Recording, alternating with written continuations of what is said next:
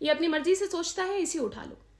کبھی نوٹس کیا ہے کہ جب بھی اسٹیٹ نے لا سے اوپر جانا ہوتا ہے تو ایک ایسا لفظ ہے جس کا سہارا لیا جاتا ہے, اور وہ لفظ ہے نیشنل سیکیورٹی تھریٹ. اندازہ کیجئے کہ یہ لفظ اتنا پاورفل ہے کہ بنا کسی ایمرجنسی کے اناؤنس کیے ہوئے عام لا پریکٹیکلی سائٹ پر ہو جاتا ہے. کانسٹیٹیوشن وہی رہتا ہے, لیکن کانسٹیٹیوشن کی اسپرٹ کام کرنا چھوڑ دیتی ہے.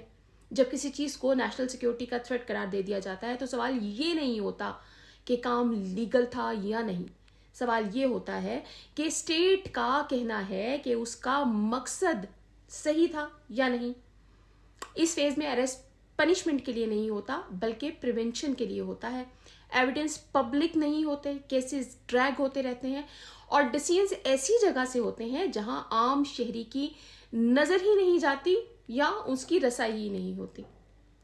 ایشو یہ ہے کہ نیشنل سیکیورٹی کی کوئی ایگزیکٹ باؤنڈری یا ڈیفینیشن ہی موجود نہیں ہے. اس لیے پولیٹیکل ڈس ایگریمنٹ, پروٹیسٹ یا صرف زیادہ بولنا بھی تھریٹ بن سکتا ہے.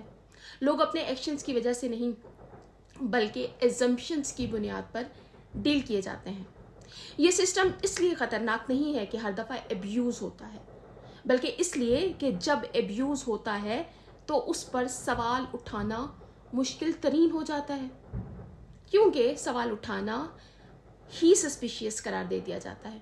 رائٹس کی بات کرنا لائلٹی پر سوال بن جاتا ہے.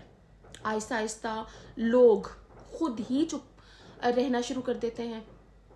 سیلف سینسرشپ نارمل ہو جاتی ہے, اور ڈیموکریسی ایک دن میں نہیں بلکہ آہستہ آہستہ فیڈ ہوتی ہے جب رائٹس کنڈیشنل ہو جاتے ہیں. اور ہم ایک ایسی جگہ پر کھڑے ہوتے ہیں جہاں کسی کو سالوں تک جیل میں رکھا جا سکتا ہے.